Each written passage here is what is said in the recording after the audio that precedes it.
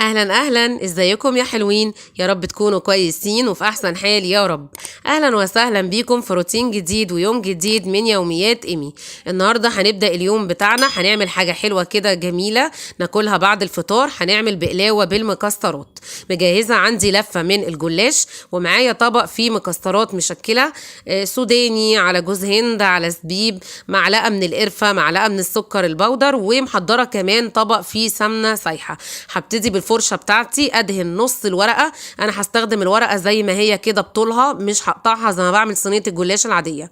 وبعدين هقسمها على 2 وهدهنها تاني بالسمنه علشان تطلع معايا مورقه ويكون طعمها حلو.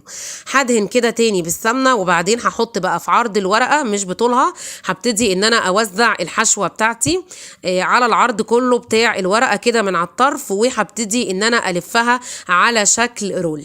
بصراحه الوصفه دي كانت مش عارفه يعني نفسي هفاني عليها النهارده، فقلت ايه اجربها معاكم.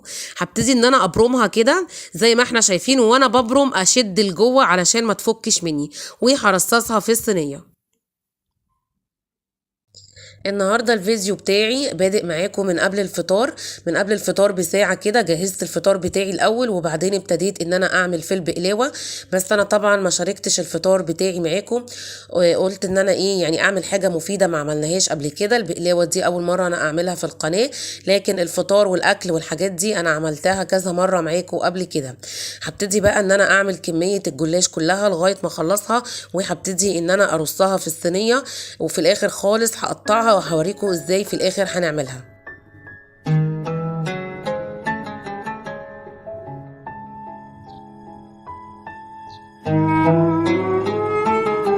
كده انا خلصت الكميه كلها بتاعتي. هبتدي بقى بسكينه كده رفيعه، وهبتدي ان انا اقسمه صوابع متساويه. طبعا انا حطيته في صينيه كبيره، كنت مفكره ان يعني كميه الجلاش هتملاها، لكن طلع فيه عندي سطرين كده من تحت فاضيين. لكن مش مشكله، مش هيخسر يعني ولا هيأثر معايا في اي حاجه. هقطع البقلاوه كده زي ما انتم شايفين صوابع متساويه، وهدهن الوش بتاعها بمسحه كده من السمنه السايحه، وهبتدي ادخلها على فرن متوسط الحراره. اول ما تطلع بقى انا هوريكم هنكمل وهنعمل فيها ايه. وبعدين هنشوف. بصوا ده شكلها من قريب. دخلت البقلاوه بتاعتي الفرن وخلاص، كان فاضل 5 دقايق على الفطار. ولعت بقى الفانوس بتاعي وعربيه الفول. طبعا الحاجات دي انا كنت موريها لكم السنه اللي فاتت، بس السنه دي مغيره شويه في الديكور. كمان هدخل الاوضه بتاعه الولاد. انا طبعا انا وهما بنخش بنفطر فيها بقى قدام التلفزيون، انتوا عارفين ساعه الفطار. وبشغل الفوانيس دي هوريها لكم طبعا دلوقتي من قريب، شكلها حلو قوي وعامله بهجه في المكان. الحمد لله فطرنا، وقمت على طول الحق البقلاوه بتاعتي، لحقتها يعني على اخر لحظه. ده انا عندي شربات، ده شربات تقيل عباره عن كوبايتين من السكر وكوبايه من الميه. بينفع بقى في الكنافه والقطايف والبقلاوه وحزق البقلاوه بتاعتي. سبت بقى البقلاوه بتاعتي لما تبرد، وابتديت ان انا اقطعها. طبعا هي بتتقطع معايا بمنتهى السهوله، لان انا كنت مقطعاها قبل ما ادخلها الفرن، وطبعا دي خطوه مهمه جدا. عايزه اقول لكم طعمها كان حلو جدا، خطيره يعني، احلى من اللي انت بتشتريها من بره. خلصنا بقى الفطار وخلاص عملنا الحلو. نبتدي دلوقتي بقى اعمل ايه. هعمل فنجان قهوه. يعني عايزه اقول لكم ان انا طول النهار لا ببقى جعانه ولا ببقى عطشانه، ببقى مصدعه جدا وحاسه ان انا كابس عليا النوم، بسبب ان انا مش بشرب قهوه ولا بشرب نسكافيه. فطبعا الموضوع ده بيأثر. الناس اللي بيشربوا نسكافيه عارفين انا بقول ايه. هعمل معاكم بقى النهارده القهوه في الفنجان الصغير الكيوت ده. طبعا انا ما كنتش عارفه هو بياخد قد ايه ميه، عشان دي اول مره استعمله. فعايرت كده الاول الميه بتاعته علشان ما يبقاش فيه قهوه زياده في الكنكه. حطيت معلقه صغيره من السكر ومعلقه صغيره من البن، وهحط الفنجان بتاعي في الصينيه، وهروح ان انا اعمل القهوه. هصبها بالراحه كده من الجنب علشان تديني وش حلو، وهحط معاها بقى البقلاوه بتاعتي الخطيره علشان ادوقها. يعني عايزه اقول لكم الطبق ده كده يعلي المود وينسيكي تعب اليوم كله. اتفضلوا معايا. بعد بقى ما شربت القهوه دخلت جري جري على المطبخ. عايزه اقول لكم المطبخ بتاعي كان يضرب يقلب. هوريكم كده حته حته منه. اول حاجه عندي الحوض، وطبعا قبل ما بشتغل في الحوض يعني بفضي الرخامه اللي هي على الشمال، علشان انا بشطف المواعين بالميه وبحطهم في المكان الفاضي اللي هناك ده، وعشان هبتدي ارصصهم في غساله الاطباق. تقريبا ده كان الفوج الاولاني من المواعين الفطار اللي كانت موجوده في المطبخ. دي الحاجات كلها اللي كانت في الحوض. هبتدي ان انا المها كده كده كلها بسرعة واوقع منها فتافيت الاكل علشان ما تسدليش الفلتر بتاع الغسالة. حطيت بقى المواعين اللي انا شطفتها معاكم دلوقتي، حطيتها في غسالة الاطباق. همسح الرخامة بتاعتي وهنزل الفوج التاني. بعد الاطباق والكوبايات هبتدي انزل الحلل. بنزل بقى الحاجات اللي فيها كده كلها بالفرشة، وهبتدي برضو ادخلها في الغسالة لغاية الغسالة ما تتملي. ولو في حاجات فضلت هبتدي ان انا اغسلهم على ايدي، لاني ما بعرفش احضر السحور والمطبخ كده يضرب يقلب. طبعا الوقت في رمضان بيكون يعني غير اي شهر من شهور السنة، اليوم بيبقى ملخبط، الشغل بيبقى فيه كتير قوي، ملتزمين بمواعيد معينة في الفطار وفي السحور. بصوا دي الغسالة اخدت المواعين دي كلها زي ما احنا شايفين كده، الحلل والاطباق والمسحوق بتاعي انا بحطه من جوه لان الدرج بتاع الغسالة عندي بايظ. وهبتدي ان انا اشغلها وسبتها مع نفسها، وطلعت انا بقى تاني على الرخامه. المنظف اللي انا بوريه لكم ده انا عاملاه عباره عن قشور البرتقال وقشر الليمون. حطيتهم في برطمان كبير وزودت ميه وخل وسبتهم منقوعين لمده 10 ايام، وبعد كده صفيتهم. ريحته حلوه قوي، معقم ومطهر. الناس اللي بتتضايق من ريحه الخل في التنظيف مش هيحسوا طبعا بالريحه دي خالص، لان هو ريحته برتقال على ليمون. بتنضفي بيه بقى اي حاجه في المطبخ، الرخامات، البوتاجاز، اي حاجة عايزة تمسحيها بتمسحيها بالمنظف ده. دلوقتي ده الفوج الثالث من المواعين، عبارة عن كوبايات العصير، فناجيل القهوة وكنك القهوة، كوبايات كركديه. زي ما انتم شايفين كده الحاجات دي الغسالة ما اخدتهاش لانها كانت اتملت على اخرها، فانا مضطرة ان انا اغسلهم على ايدي لان انا عايزة انضف المطبخ. فما ينفعش ان انا انضفه وفي حاجات كده مواعين في الحوض. دي حاجه. الحاجه التانية عايزه اقول لكم ان في ضيف عزيز جاي لي بدري قوي السنه دي، وهو النمل السنه دي مصطادني، كان مصطادني طول الصيف اللي فات. للاسف السنه دي ظاهر وبقوه. انا ما اعرفش بصراحه اعمل للنمل ايه. اللي يعرف وصفه متجربه كويسه جدا للنمل يا ريت يقول لي، لانه بصراحه بيتعب لي اعصابي. يعني بالرغم من انا قبل ما انام ببقى مخليه الدنيا زي الفل، لكن بصحى الاقيه منتشر في كل حته في المطبخ، مع ان المطبخ نظيف ما فيهوش رزايه واقعه، ما فيهوش اي حاجه خالص. ده زي ما هتشوفوا معايا دلوقتي بسيب المطبخ نظيف. يعني بصوا 10/10. اولا لان انا ببقى صبحه تاني يوم عندي شغل، فانا مش عايزه يبقى المطبخ فيه قلبان واقوم وانا صايمه اشتغل فيه. ثانيا عشان برضو السحور هيبقى فيه مواعين للسحور، فما تبقاش كركبه على كركبه. وانت كمان برضو عودي نفسك انك بعد الفطار كده تقومي تتنشطي وتخلصي كل اللي وراكي، وعشان الشغل ما يبتديش ان هو يتراكم عليكي. ده كده الجنب الاولاني اللي انا غسلت فيه المواعين دي كلها على ايدي. هدير لكم الكاميرا وهوريكم الناحيه التانية من الرخامه عامله ازاي.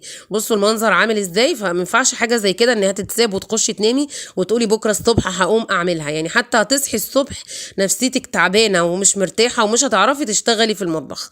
هبتدي ارجع كل حاجه لاماكنها، والازاز الفاضيه دي طبعا انا حاملاها عشان السحور، وهفضي الرخامه خالص وهبتدي ان انا المعها بالمنظف اللي انا قلت لكم عليه. طبعا الستات بيبقى عليهم عبء كبير جدا في رمضان، ملتزمين بميعاد الفطار وبميعاد السحور، بتعملي عصاير وبتعملي حلويات، فالموضوع طبعا بصراحه بيكون يعني اوفر شويه في الشغل. لكن ما نقدرش نعمل حاجه غير ان احنا ندعي ان ربنا طبعا يعيننا ويقوينا ويبلغنا رمضان ان شاء الله كل سنه على خير. ده المنظف بتاعي هلمع بيه الرخامه. عايزه اقول لكم بيخلي كل حته في المطبخ نظيفه جدا، ويعني حاجه كده اتعملت ببلاش. هقول لكم تاني ده عباره عن ايه. هتجيبي برطمان، هتحطي يعني تلت المقدار بتاعه خل والتلتين ميه، وهتسقطي فيه اي قشر برتقان عندك وقشر ليمون انت خلاص استخدمتيه ومش محتاجاه، وتسيبيه 10 ايام يطلع كل الخلاصه بتاعته، وبعدين تصفيه. بتاخدي الميه بس وتحطيها في البخاخه. زي ما انتم شايفين النتيجه بتاعته ولا اروع. الرخامه بتاعتي بتلمع. حطيت الصينيه دي مكتوب عليها رمضان كريم. دي كنت جايباها علشان احط فيها الكوبايات بتاعه العصير ساعه الفطار، واحط فيها الفناجيل بتاعه التمر، بتعمل بهجه كده ساعه الفطار على الترابيزه. وهبتدي بقى ان انا احط برج التوابل واحط اي اكسسوارات كده عندي علشان الرخامه يبقى شكلها احسن بكتير من الاول. كمان ده الكوستر اللي انا كنت شارياه معاكم هحطه بقى كده هنا على الرخامه، وده كده شكل الرخامه في الاخر. هاجي كمان للتربو ده بيبقى محطوط جنب البوتاجاز، فطبعا ساعات بيبقى عليه طرطشه من الزيت او كده او دهون، فبرضه بالبخاخ بتاعي هبتدي انا المع الرخامه اللي عليه دي. الرخامه دي عشان في برضه ناس سالتني عليها انا ليه حطاها كده فوق التربو. اولا بتثبت لي التربو ما بيبقاش خفيف ويروح ويجي معايا، ثانيا بتبقى سهله في التنظيف عن البلاستيك طبعا. وهمسح الطبق كويس اللي انا حاطه فيه الزيت والخل، وهحط الازازتين بتوع الزيت والخل، وكده تبقى الرخامه كمان اللي هي بتاعه التربو هي كمان نضفت. وهبتدي دلوقتي اعمل البوتاجاز بتاعي. من الحاجات برضو اللي بتتبهدل بعد الفطار هو البوتاجاز، برضو كنت سايباه لاخر اليوم علشان بالمره اخده. بصوا عامل ازاي، عليه بقى فشار وبقع زيت وطرطشه. انا بنضف البوتاجاز بتاعي الاول كده، بلم الفرافيت اللي عليه بفوطه ناشفه علشان ما تضايقنيش في التنظيف. وبعد كده ببتدي اعمله بكلين ملمع التلاجات اللي انا وريته لكم في فيديو قبل كده، ببخ عليه وبعدين بسيبه 5 دقايق، بروح اعمل حاجه تانية. انا في الوقت ده يعني انا قطعت طبعا الفيديو، رحت مليت ازاز الميه ورجعت تاني بلم بقى يا دوبك كده بلمع زي ما احنا شايفين. البوتاجاز بتاعي بيبقى زي الفل. طبعا لو انت ايدك في البوتاجاز بتاعك مش هتضطري ان انت تعمليه بالباور وتبوظيه. لا زي ما انا بعمل كده، هي تلميعه خفيفه وبعدين بفوطه ناشفه بتنشفي اي ميه عليه، هتلاقيه بيلمع وبقى نظيف وزي الفل. بعد ما خلصت هبتدي بقى ارجع الحوامل بتاعتي زي ما احنا شايفين كده، مفيش فيه اي حاجه ولا فيه اي بهدله. وحتى لما تصحي الصبح علشان تبتدي تجهزي للفطار او تجهزي للسحور ساعه السحور، يبقى كل حاجه تمام وتفتح النفس. وطبعا بعد المعارك دي كلها في الحوض كان لازم الحوض طبعا بتاعي ان هو يدعك دعكه حلوه، يعني بليفه كده تبقي مخصصاها للحوض بتاعك. ما ينفعش الليفه اللي بتغسلي بيها الاطباق والكوبايات هي اللي انت تغسلي بيها الحوض. الليفه دي كانت بتاعه الاطباق بس انا استخدمتها للحوض وهخليها للحوض، وهطلع واحده جديده. انا بيبقى عندي على طول كده ليف مواعين وسلك مواعين، ببقى مخلياهم احتياطي بحيث لو حاجه اتبهدلت اغير. وطبعا ما تنسيش تاخدي معاكي الحنفيه، وطبعا بيتهيألك ان هي بتبقى نظيفه لكن بعد ما بتدعكيها بالليفه وتشطفيها بالميه هتلاقيها بتلمع لمع، لان هي طبعا من طرطشه الميه بتبقع الاستانلس، فلازم ان انت تدعكيها بعد ما بتخلصي الحوض. مش كل يوم يعني انت لو بتعملي الحوض كل يوم مش لازم تعملي الحنفيه كل يوم. كمان هبتدي ان انا اعمل ايه، هشطف الحنفيه وهعمل السبت البينك ده السبت زي شياله كده بحط فيها الليفه، برضو بيبقى من جواها في فتافيت كده وحاجات، فلازم برضو اغسلها كويس. وهبتدي ان انا اشطف الليفه والسلكه وهرجعهم لاماكنهم. والهاند ووش بتاعي برضو هبتدي ان انا ارجعه لمكانه، وبكده يبقى انا عندي الرخامات والبوتاجاز والحوض كله بقى نظيف وزي الفل، مش فاضل غير الارض.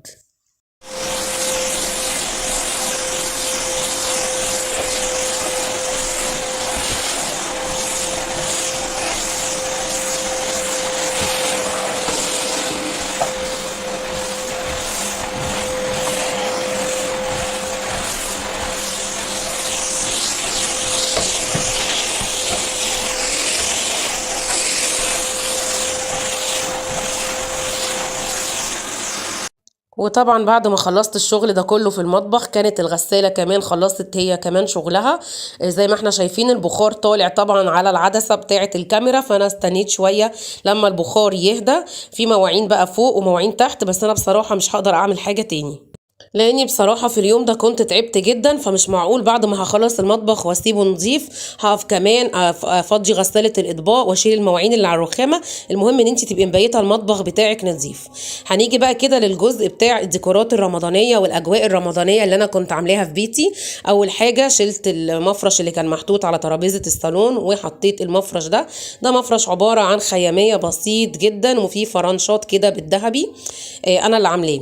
ودي الصينية بتاعت ايكيا حطيت فيها الفانوس ده انا كنت جايباه السنه اللي فاتت، وحطيت فيها البوت بتاع الزرع الاخضر، وحطيت التمريه غسلت شويه كده من البلح عشان يدينا كده احساس بقى ان احنا في رمضان، وحطيته في التمريه بتاعتي وحطيتهم كده على الترابيزه بتاعت الصالون. عايزه اقول لكم شكلهم كان حلو قوي. انا بحاول اجيب لكم يعني الزاويه بتاعت الترابيزه من كل حته علشان تشوفوها معايا. حبيت شكلها قوي، يعني كانت بسيطه جدا وحلوه. تفاصيل بسيطة لكن بتدي بهجة للمكان وبتفرحي بيها بيتك وأولادك وبتعملي جو من البهجة والسرور وبتعرفي أولادك إن في مناسبات دينية لازم إن احنا نحتفل بيها. طبعا أنا هسيبكم تتفرجوا على زينة رمضان في البيت عندي. لو عجبك الفيديو بتاع النهاردة ما تنسيش تحطي لي لايك وتشيري الفيديو لكل أصحابك وقرايبك وحبايبك علشان يستفيدوا بيه وعلشان القناة تكبر أكتر بيكم. شكرا ليكم، سلام عليكم، باي باي.